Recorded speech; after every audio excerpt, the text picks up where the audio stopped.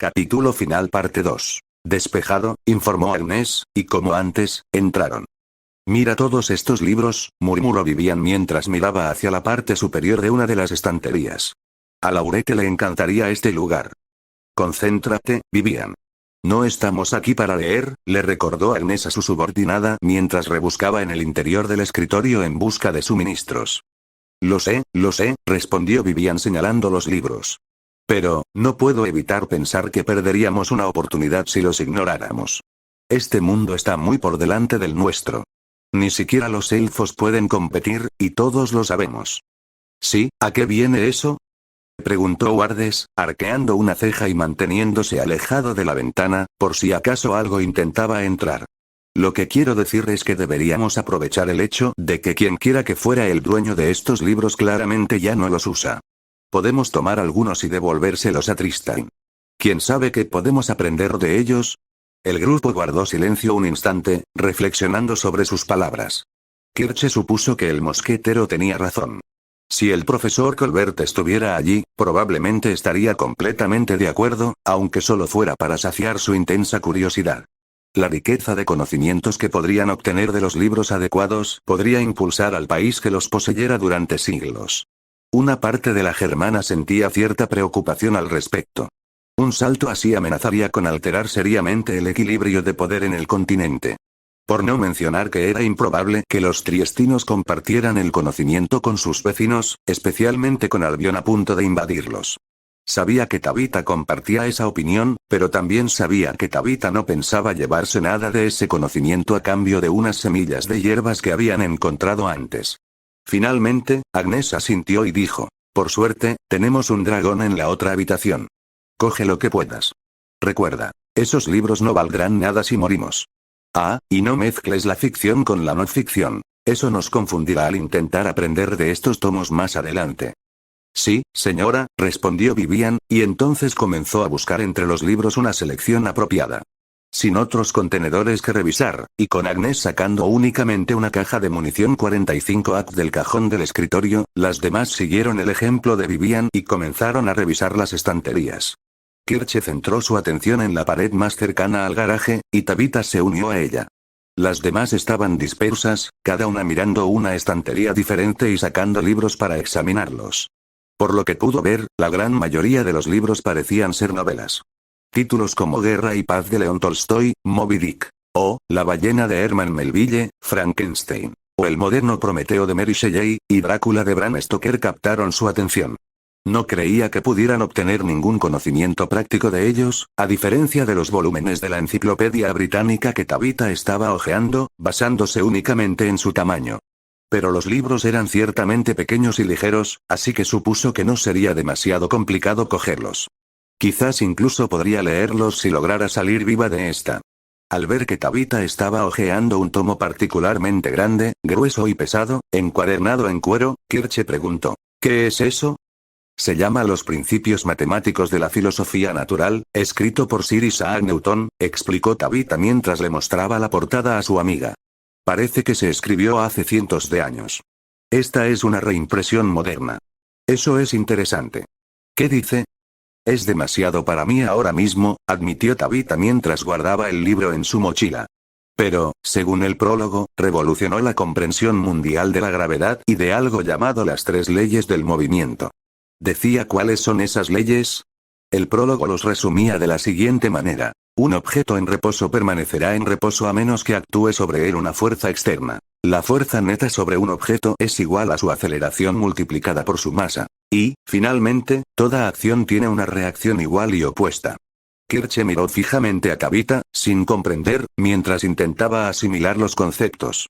Nunca había pretendido ser la persona más inteligente, y lo que Tabitha decía le resultaba incomprensible. Sin embargo, a pesar de saber que esas leyes eran mucho más complejas de lo que el prólogo las resumía, le parecían tener cierto sentido. Claro que no entendía qué había descubierto Sir Isaac Newton sobre la gravedad.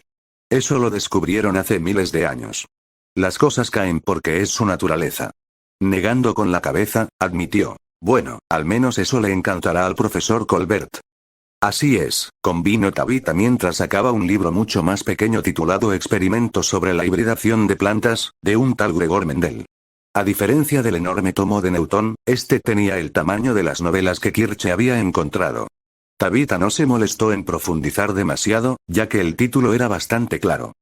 A este chico le gustaban mucho los libros, oyó decir Asuero desde el otro lado de la habitación mientras rebuscaba en su estantería. Y sin embargo, no sabemos su nombre. Wardes asintió con un gruñido, y de repente exclamó: un momento, he encontrado algo interesante. Parece que son planos de la finca.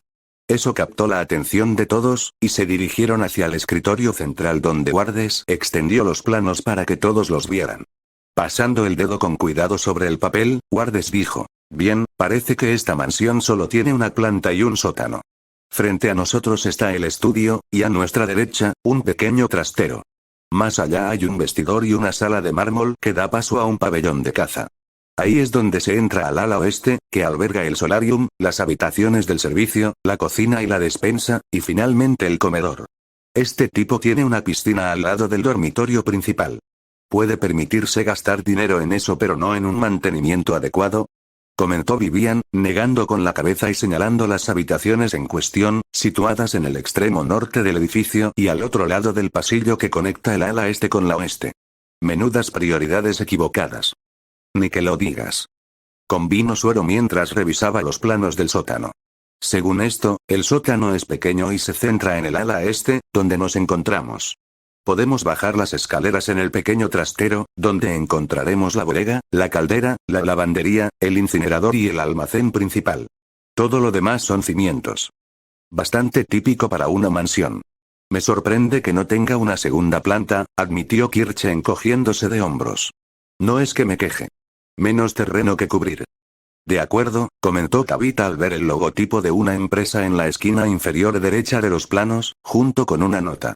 Tras leerla rápidamente, añadió: parece que la mansión fue renovada recientemente por una empresa llamada Trevor & Chamberlain. Podrían haberlo hecho mejor, refunfuñó Kirche, recordando la tabla rota que casi la mata. En cualquier caso, Agnes examinó los planos detenidamente y luego dijo: buen trabajo, vizconde. Serán útiles. Con mucho gusto, capitán, respondió Wardes, dedicándole al mosquetero una encantadora sonrisa. Mientras Agnes llamaba por radio a la duquesa Valier para informarles de su hallazgo, así como de la sugerencia previa de Tabitha, los demás volvieron a inspeccionar las estanterías por última vez. Kirche no esperaba encontrar mucho. Ya habían cogido los que parecían ser los libros más importantes. Aún así, siguieron buscando, con la esperanza de encontrar algo que se les hubiera pasado por alto. Justo cuando estaban a punto de terminar, Kirche vio a Vivian sacar un libro de su estantería y retrocedió sorprendida al oír algo que se abría, seguido del giro de la estantería hacia afuera, dejando al descubierto un rincón secreto. ¿Qué demonios?, murmuró Vivian mientras miraba dentro, y los demás la imitaron. ¿Qué es esto?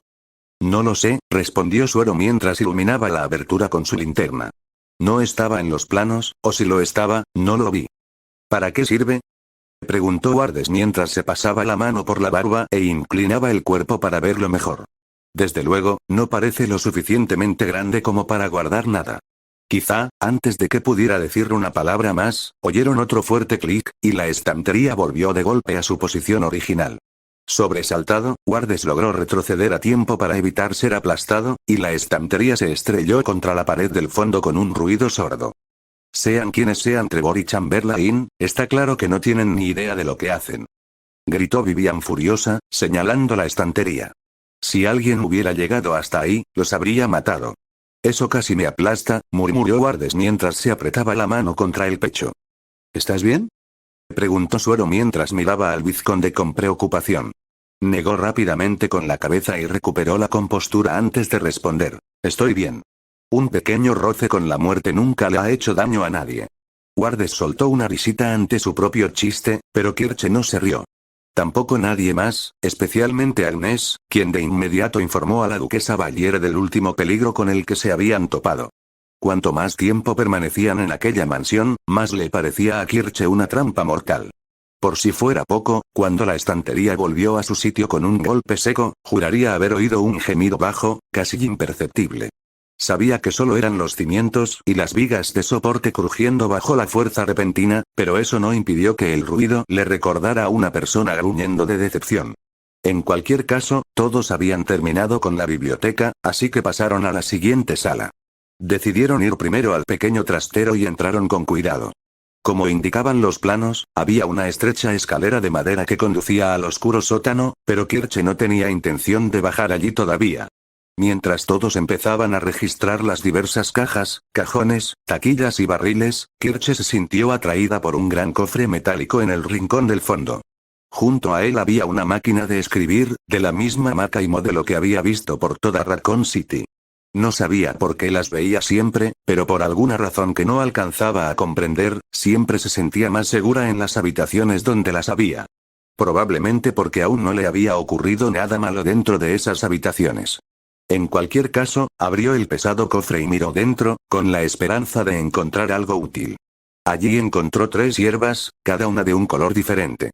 Recordando la nota que había encontrado en la clínica del Dr. Kenner, molió las hierbas verde, roja y azul juntas y las metió en una bolsita de plástico.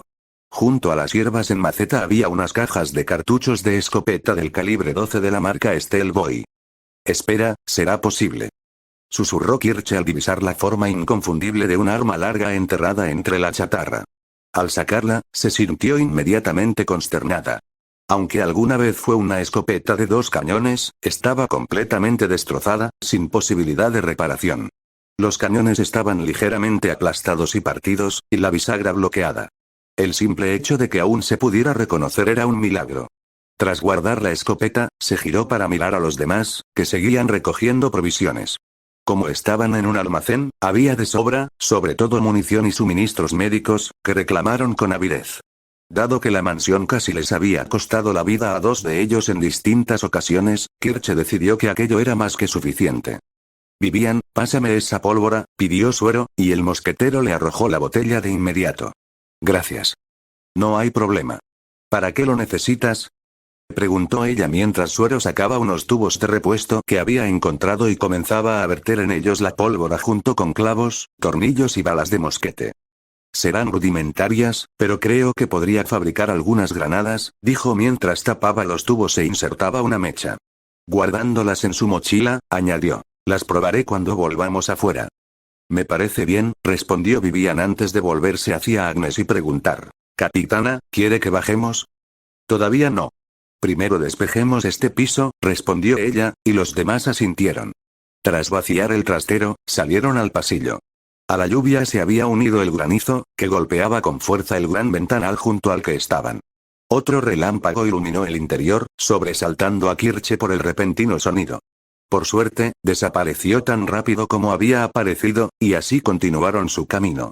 Decidieron entrar al estudio a continuación, irrumpieron en la habitación y la revisaron en busca de señales de hostiles. Para su alivio, al igual que en el resto del edificio, estaba despejado. Además, la luz del techo seguía encendida, lo que les permitió ver el interior. El estudio estaba claramente diseñado para el descanso, con 2 sillones de cuero alrededor de una mesa alta. Sobre la mesa había varias lámparas ajustables, orientables a posiciones fijas, todas rodeando una hendidura en el centro donde se podía colocar algo. Pero lo que debía estar allí no estaba. Varias vitrinas y estantes de pared con espadas y hachas decoraban la habitación, junto con cajones y repisas. Ajá, qué interesante, murmuró Kirche al notar 3 muescas incrustadas en la parte superior de una chimenea al fondo de la habitación. Al acercarse, vio que las muescas, aunque no muy profundas, parecían tener el tamaño de la palma de su mano. Claramente, algo debía insertarse en ellas, pero desconocía el propósito. En parte, se preguntó si tendría algo que ver con las reformas que Trevor y Chamberlain habían hecho en la finca. Sin duda era extraño, pero solo esperaba que no provocara otro percance. Hasta ahora habían tenido suerte las 2 veces que había ocurrido, pero la próxima vez podrían no ser así.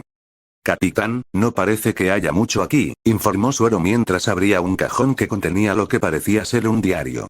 Tras abrirlo y hojear su contenido, añadió, al menos he encontrado el nombre de nuestro anfitrión. Nigel Stansuort, al parecer. Parece que era un empresario adinerado. Tenía una fábrica de acero aquí, añadió Wardes mientras sostenía un fajo de papeles sueltos. Son informes financieros trimestrales. ¿Está relacionado con Umbrella?, preguntó Tabitha, pero después de leer más del diario, Suero negó con la cabeza. No parece ser así. Hice negocios con ellos, pero nada más, informó Suero. De hecho, se quejó del control que ejercen sobre la ciudad. Dijo que le ponían las cosas más difíciles para hacer negocios. Parecía creer que intentaban sacarlo del negocio. Eso no me sorprende.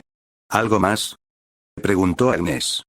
¿Mencionó a su esposa en algún momento?, añadió Vivian, pero Suero negó con la cabeza ante ambas. No parece que estuviera casado. Pero le gustaba tener muchas amantes y su esposa vivía en otro lugar. Le gustaba cazar y guardaba un rifle en el sótano, pero aparte de eso, no vi nada destacable. Lo recogeremos antes de irnos, respondió Agnes mientras miraba las vitrinas. No parecía haber nada útil en ellas. Si bien posiblemente podrían usar las espadas, los martillos y las hachas, su ojo experto le permitió ver que estaban destinados a la decoración, no a la guerra. Eso mismo le dijo a Kirche cuando intentó quedarse con uno. Kirche se sorprendió al saber que Nigel no estaba casado. Claro que eso explicaría la ropa de mujer en la habitación de invitados. Probablemente pertenecía a sus amantes. Excepto la de la niña, con suerte. Terminaron de vaciar el estudio y luego se dirigieron al vestidor contiguo. Como en la mayoría de las habitaciones, las luces del techo estaban apagadas, sumiendo la estancia en la oscuridad y obligándolos a usar sus linternas para ver dentro. Se podían ver filas y filas de ropa colgada, toda de hombre. Trajes, chaquetas, pantalones y más, con algunos espejos de pie en los que podían verse. En una de las paredes había más de una docena de pares de zapatos colgados en percheros, desde botas de montaña hasta mocasines y otros tipos. Todos parecían de buena calidad, al menos en algún momento. Muchos de los trajes tenían agujeros hechos por polillas que revoloteaban por la habitación, y el aire estaba impregnado de un olor a humedad y moho. Esto no impidió que los hombres se probaran la ropa, pero los zapatos les quedaban demasiado pequeños a ambos, así que los descartaron. Pero Kirche no estaba pensando en eso. En cambio, mantenía la mirada fija, nerviosa, en los maniquíes esparcidos por la habitación. Tenían algo inquietante, algo que parecía afectar a los demás mientras se apresuraban a buscar en el armario, intentando encontrar lo que fuera antes de salir. Al pasar junto al espejo, Kirche le alumbró brevemente con la linterna por error, cegándose momentáneamente. «¡Maldita sea!», exclamó mientras se frotaba los ojos para quitarse las ojeras. Parpadeó y volvió a mirarse en el espejo para examinarse bien ahora que llevaba puesta su chaqueta nueva. Pero justo cuando empezó a hacerlo, notó una sombra que se cernía sobre ella, justo detrás de su hombro. Kirche se giró bruscamente e instintivamente extendió la mano hacia su pistola enfundada, pero no encontró nada.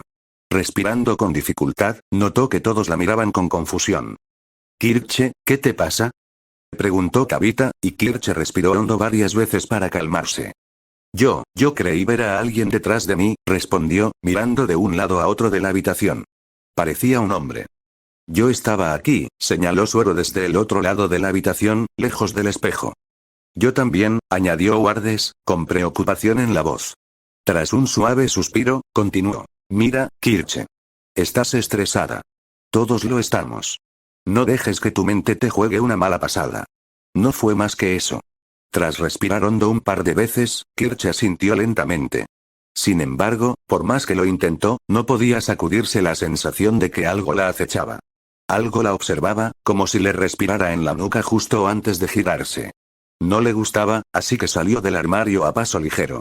Dado que no había nada de interés en la habitación, los demás también salieron, adelantándose a Kirche. Al detenerse para cerrar la puerta, Kirche se quedó momentáneamente paralizada al ver que las cabezas de los maniquíes parecían girar hacia ella. Las miró fijamente, intentando recordar si siempre habían estado así o si se habían girado solas. Decidió que su mente le estaba jugando una mala pasada de nuevo, cerró la puerta con firmeza y se reunió con su equipo mientras entraban en la sala de mármol. Digan lo que digan de este lugar, el señor Stansworth tenía buen gusto, admitió Wardes mientras inspeccionaban los intrincados relieves de piedra en las paredes y el techo. Cada uno presentaba una elaborada escena tallada. Las escenas parecían representar diversas cacerías. En una, hombres con arcos y lanzas perseguían a un enorme animal con colmillos. En la siguiente, se les unían perros que cazaban ciervos y uros. La tercera pared mostraba hombres con lo que parecían ser armas de fuego cazando leones, tigres y osos. Pero la cuarta pared, la que conducía al pabellón de caza, parecía representar una batalla con hombres disparándose entre sí. Colgando del techo había lo que parecía ser la figura de una diosa, probablemente una diosa de la caza, a juzgar por el arco que sostenía junto con el resto de los relieves. Estas puertas parecen más pesadas que las demás, observó Suero mientras abría la puerta del pabellón de caza. Debe ser el material, sugirió Vivian mientras entraban con cuidado. Al igual que en el estudio, las luces del pabellón de caza seguían encendidas, lo que permitía ver con claridad lo que había en la habitación. Una vez descartado cualquier peligro, Kirche siguió a Tabitha al interior, donde pudo observar con más detenimiento. La habitación tenía forma de L, con una pequeña alcoba al fondo donde se encontraba la chimenea. Una mesa baja de madera ocupaba el centro, con otra perpendicular frente a la chimenea. Un gran sofá ocupaba una de las paredes, junto a sillones más pequeños separados por mesitas auxiliares. En la pared que daba al pasillo exterior había un retrato de quien Kirche supuso que era Nigel Stansworth. Vestía ropa de caza color beige, un sombrero redondo y sostenía un rifle de cerrojo con la culata apoyada en el suelo, posando sobre un animal muerto que ella no reconocía. Además del retrato, sobre el sofá y en la pared opuesta, había 6 animales embalsamados, tanto depredadores como presas. Le impresionó enormemente su realismo. La mayoría eran solo las cabezas, pero las más pequeñas se podían exhibir completas. Vio un halcón en posición de vuelo y un león con las fauces abiertas, como si lanzara un poderoso rugido. La cabeza de un alce se alzaba orgullosa, con el cuello ligeramente ladeado. Junto a él, un conejo se yergue sobre sus patas traseras sobre un pequeño tronco. Al igual que el león, la cabeza disecada de un oso simulaba un rugido, y junto a ella, un extraño caballo o burro con rayas blancas y negras. En una placa bajo la cabeza disecada se leía la palabra cebra, por lo que Kirche supuso que se trataba de una cebra. Apartándose de los peluches y la mesa, Kirche se dirigió a la chimenea, donde su mirada se posó de inmediato en una escopeta de 2 cañones superpuesta, montada en la pared. Al acercarse, vio grabadas las palabras Beretta modelo 682, 12 Ga en el cañón superior. Wardes y Agnes ya la estaban examinando y apenas se percataron de su presencia cuando Kirche se colocó detrás de ellos. Para su sorpresa, parecían tener dificultades para tomar el arma, y Agnes intentaba, sin éxito, hacer palanca para separarla. Gag. Gruñó Agnes derrotada mientras soltaba el objeto y estiraba los dedos. Está atascado. A ver, déjame intentarlo, ofreció Wardes mientras apuntaba con su varita espada y lanzaba el hechizo desbloquear. Kirche sinceramente esperaba que ahí terminara todo, al igual que Wardes, quien intentó apoderarse de la escopeta. Pero, al igual que Agnes, fracasó estrepitosamente, pues el arma se negaba a moverse. Retrocediendo un poco, incrédulo, murmuró entre dientes por qué su magia no funcionaba. Kirche no pudo oír exactamente lo que decía. Por un instante pensó en sacar su propia varita, pero enseguida lo descartó. Wardes era un mago de viento de clase cuadrada, con años de experiencia. Si él no podía hacerla funcionar, ella tampoco. Además, todavía no se sentía del todo cómoda sacando su varita. Wardes negó con la cabeza, recuperó la compostura y declaró: sea cual sea este candado, debe ser demasiado complicado para que mi hechizo funcione. Puedo intentar romperlo. Eso podría destruir el arma, replicó Agnes cruzándose de brazos. No, si queremos esto, tendremos que encontrar la forma de desbloquearlo. Pero, por más que lo intento, no se me ocurre cómo. Ambos soldados tarareaban pensativos, con la mirada fija en la pared. Solo entonces Kirche se giró y regresó a la parte principal de la habitación, donde estaban los demás. Todos rebuscaban en los escritorios y cajones en busca de algo útil. Quitaban cojines, sacaban objetos de los estantes. Nada se les escapaba. Excepto, claro está, los peluches. Kirche prefería hacer lo mismo y unirse a Tabitha mientras rebuscaba en un cajón debajo del retrato de Nigel, cuando vio un trozo de papel en medio de la mesa. Curiosa, lo cogió y notó que parecía arrancado de un libro, con las letras impresas en la página. El conejo se esconde mientras el halcón vuela, leyó Kirche en voz baja para sí misma. La cebra corre mientras el león ruge. Sobre el alce cae el oso. Pero la presa más peligrosa se los lleva a todos. Entrecerró los ojos e inclinó la cabeza al leer el poema, intentando comprenderlo. Le parecía una banalidad sin sentido, aunque reconocía el patrón. El poema describía las clásicas relaciones depredador-presa. Pero desconocía cualquier significado más allá de eso. Tampoco tenía ni idea de qué era la presa más peligrosa. ¿Existía en la Tierra algún tipo de especie dominante como un dragón, o era algo distinto? Sinceramente, no lo sabía. Kirche, con un suspiro de resignación, dejó el papel y volvió a mirar a Tabitha. Vio que su amiga casi había terminado de revisar el cajón y, por lo que parecía, los demás estaban en una situación similar con sus áreas de búsqueda. Incluso Agnes y Wardes parecían haber abandonado la escopeta y preferían buscar más provisiones por la habitación. Con la intención de ser útil, Kirche decidió registrar el único lugar que sabía que los demás no habían revisado aún y se dirigió hacia el peluche más cercano, que resultó ser el león.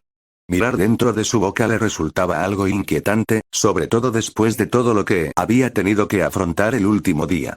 Pero al menos estaba completamente segura de que aquel animal muerto no intentaría comérsela. Por desgracia, no parecía haber nada atascado en su garganta ni detrás de sus mandíbulas. Metió las manos en la melena del león, intentando ver si había algo allí dentro. Al igual que con la garganta, no sintió nada más que pelaje suave. Estaba a punto de pasar al siguiente cuando se dio cuenta de que la cabeza estaba sorprendentemente suelta. Tras tirar de ella un par de veces para tantear el terreno, Kirche soltó un pequeño grito de sorpresa cuando la cabeza se desprendió por completo. Los demás se giraron para mirarla, y ella les dedicó una sonrisa tímida y avergonzada mientras reía nerviosamente. Sus compañeras pusieron los ojos en blanco, salvo Tabitha, que simplemente volvió a lo suyo sin reaccionar. Kirche, cabizbaja y suspirando por haberse avergonzado una vez más, dudó si debía intentar devolver la cabeza a su sitio, pero luego pensó que lo más probable era que su dueño estuviera muerto y, por lo tanto, no le importara. Dejando la cabeza en el suelo, echó un último vistazo al trofeo y se detuvo en seco al ver un botón prominente incrustado en él. ¿Qué demonios?, se preguntó Kirche mientras se inclinaba hacia él. Vencida por la curiosidad, pulsó el botón, que parpadeó en rojo antes de quedar inerte. ¿Por qué habría un botón ahí?, murmuró rascándose la cabeza. Lentamente, se giró hacia el siguiente peluche y una idea comenzó a germinar en su mente. Al acercarse al halcón, notó que también estaba sujeto a la base de forma muy laxa. Con un ligero tirón, logró despegarlo y descubrió que, al igual que el león, también tenía un botón incorporado. Al darse cuenta de que esos botones debían tener una función, Kirche se apresuró a retirar los demás trofeos de sus soportes. Mientras estaba de pie sobre el sofá sin cojines junto a Suero, el hombre espérrico preguntó: ¿Qué estás haciendo? Estoy averiguando algo, respondió mientras desprendía la cabeza de la cebra de su soporte y dejaba al descubierto el botón.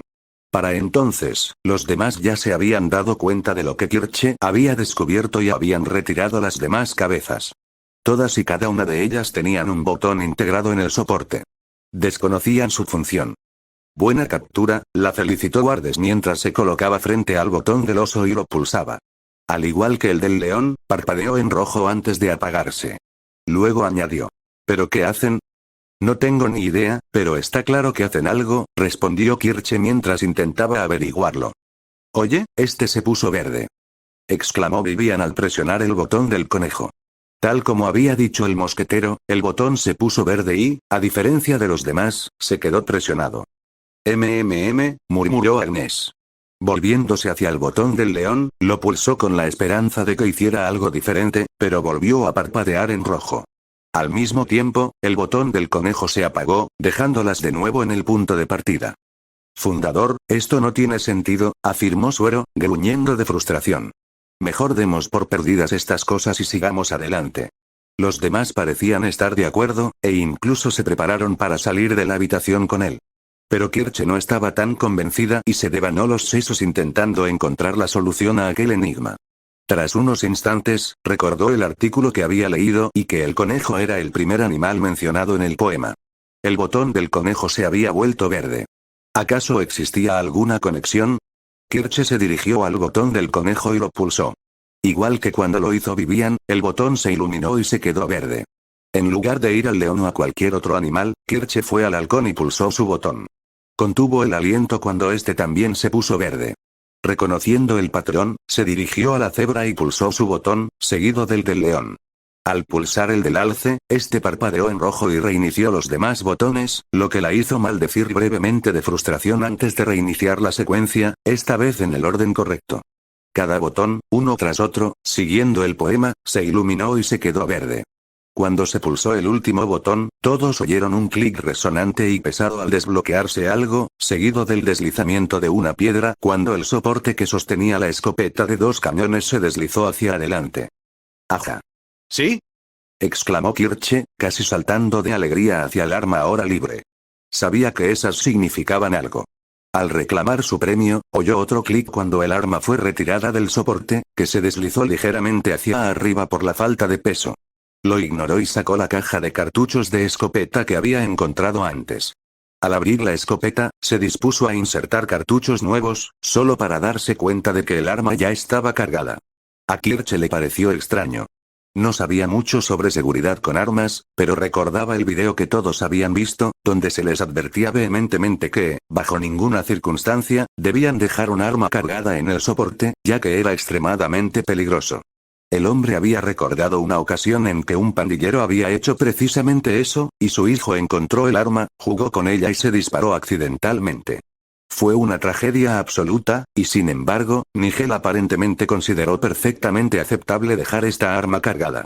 Es cierto que el simple hecho de haber descolgado el arma de la pared ya era un elemento disuasorio suficiente, así que quizá pensó que era seguro. En cualquier caso, Kirche no iba a quejarse. Sin duda, le facilitaba la vida. Tras guardar el arma y poner el seguro, Kirche se giró hacia los demás y les dedicó una sonrisa orgullosa. Tabitha asintió con un gesto de ánimo, al igual que Wardes, pero los demás se limitaron a gruñir en señal de reconocimiento. Pero cuando Vivian se acercó para tomar el arma y guardarla, Kirche la retiró y, con un tono petulante, exclamó: «No, esta es mía. Me la he ganado. Tú ya tienes la tuya». El mosquetero arqueó una ceja, luego se encogió de hombros y admitió: «De acuerdo. Solo no nos dispares a ninguno con ella». Dicho esto, el equipo comenzó a salir del pabellón de caza y regresar a la sala de mármol. Kirche y Tabitha, como de costumbre, se quedaron atrás. Kirche aprovechó para saborear su victoria una vez más. Después de todo lo que la ciudad le había deparado, al menos podía disfrutar de esto. Tabitha pareció comprenderlo y se contentó con dejarla disfrutar un poco más. Pero justo cuando su amiga le tocó el hombro y la animó a seguir al grupo, ambas chicas dieron un respingo al oír un fuerte ruido de pestillo proveniente de la puerta de la sala de mármol. ¿Qué demonios? Oyeron gritar a Suero sorprendido, seguido del frenético forcejeo con el pomo de la puerta. «Está cerrada». «¿Qué?», preguntó Tabitha mientras ella y Kirche se acercaban a la puerta por la que acababan de pasar los demás. Intentaron abrirla, pero descubrieron que, efectivamente, estaba cerrada con llave. «Chicas, abran esta puerta». «Esto no es gracioso», ordenó Agnes, pero Kirche negó con la cabeza a pesar de saber que el capitán mosquetero no podía verla. «No hicimos nada», respondió Kirche. «Capitán, no puedo abrir la puerta de afuera», reveló Vivian. «Estamos atrapados». «Maldita sea», exclamó Agnes mientras Tabitha sacaba su bastón y apuntaba a la puerta con la intención de abrirla. Fue entonces cuando oyeron un fuerte ruido de fricción, seguido del repentino grito de pánico de Vivian. «La pared se está cerrando». «¿Qué?», gritaron todos en la sala de mármol, y los ojos de Kirche se abrieron de par en par al oír el sonido de piedra contra piedra. «Retrocedan», ordenó Wardes, seguido de un grito. «Muro de piedra». Kirche oyó cómo se erigía un muro de piedra, y lo que fuera que lo impulsaba crujía y gemía. Unos instantes después, sin embargo, la fuerza resultó ser demasiado grande, y el muro de Wardes se hizo añicos. La máquina demoledora siguió avanzando hacia sus compañeros atrapados, mientras Tabitha intentaba frenéticamente abrir la puerta. Para su consternación, al igual que con la escopeta montada, su conjuro resultó ineficaz. «Todos, aléjense de la puerta», gritó Kirche mientras, desesperada, se echaba la escopeta al hombro y apuntaba al pomo, con la esperanza de romper la cerradura. Los demás gritaban con un pánico cada vez mayor, un grito que resonaba por toda la mansión. Un instante después, Kirche disparó el primer cartucho, haciendo estallar la madera y dejando al descubierto una serie de gruesas barras de metal que atravesaban la puerta. «No, no, no», gritó Kirche mientras disparaba de nuevo, logrando apenas arañar el material y evitando por poco un peligroso rebote. Dentro de la sala de mármol, reinaba el caos. Todos intentaban impedir que el muro se cerrara o derribar la puerta desde su lado. Kirche oyó una carrera frenética proveniente del pasillo, junto con una explosión ensordecedora cuando la puerta del pasillo estalló. Kirche desconocía quién la había provocado, pero no parecía haber sido a tiempo, ya que los restos de la puerta se hicieron añicos al instante al chocar contra el muro que cubría la entrada. El vizconde Guardes había envuelto su varita espada en una llamarada y la había clavado en el metal, con la intención de abrirse paso hacia la libertad. Pero se movía demasiado despacio, e incluso con la ayuda de Tabitha, era evidente que no sería lo suficientemente rápido. A medida que el muro se acercaba cada vez más, el corazón de Kirche latía con fuerza en su pecho. Podía oír los gritos de terror de todos, sabiendo que estaban a punto de ser aplastados. No sabía qué hacer, y su visión se nubló mientras sufría otro ataque de pánico. Fue entonces cuando recordó el ruido que oyó al desmontar la escopeta. Volviéndose hacia la chimenea, rezó desesperadamente a los dioses y corrió hacia ella lo más rápido que pudo. Prácticamente estampó el arma contra el soporte, esperando que funcionara. En cuanto lo hizo, el chirrido cesó, seguido del desenganche de los cerrojos de las puertas. Un instante después, el cuerpo de Suero irrumpió a través de la puerta, arrancándola de sus goznes mientras los demás entraban tras él. Kirche y Tabitha, jadeando, corrieron a ayudarlos a levantarse y miraron dentro de la sala de mármol. Vieron que la pared del fondo estaba ahora mucho más cerca de la puerta del pabellón de caza y que poco a poco volvía a su posición original. ¿Qué demonios?, gritó Vivian mientras se incorporaba del suelo, con las piernas abiertas. ¿Qué carajo fue eso? ¿Qué hiciste?, gritó también Agnes, mirando directamente a Kirche y Tabitha mientras Karin y las demás entraban corriendo en la habitación para unirse a ellas. Su terror se transformó en ira ante lo que el mosquetero insinuaba, intencionadamente o no. Kirche, furiosa, alzó los brazos y gritó: «No me miren. Yo no hice nada. Lo único que hice fue coger una maldita escopeta de la pared. ¿Cómo iba a saber yo, por el amor de Dios, que eso haría que la pared se cerrara? ¿Quién diseña una casa así?». Agnes pareció a punto de gritar mientras se ponía de pie, pero se detuvo al comprender las palabras de Kirche. No solo a ella, sino a todos, incluida la propia Kirche. Lentamente, volvieron la mirada hacia la pared justo cuando ésta recuperaba su posición original, y luego hacia la escopeta recién colocada. Ahora todos lo miraban fijamente, entonces Kirche murmuró: «Voy a buscar algo rapidito. Vuelvo enseguida». Kirche pasó rápidamente junto a los demás, salió al pasillo y se dirigió directamente al almacén. Abrió el cofre, sacó la escopeta rota, que reconoció como el mismo modelo que la del pabellón de caza, y volvió con los demás. Sin decir palabra, tomó la escopeta intacta, la descolgó de la pared y esperó. Al cabo de unos instantes, la pared de la sala de mármol comenzó a cerrarse de nuevo, confirmando sus sospechas. Kirche colocó entonces la escopeta rota en el lugar de la original, restableciendo la sala. «Es una maldita trampa», se dio cuenta Suero, con la voz baja pero resonando por toda la habitación. En cuanto pronunció esas palabras, Kirche dio un respingo al oír otro chirrido a sus espaldas. Volvió la cabeza rápidamente y vio como un ladrillo sobre la chimenea giraba hacia arriba, revelando un medallón de bronce con un oso grabado.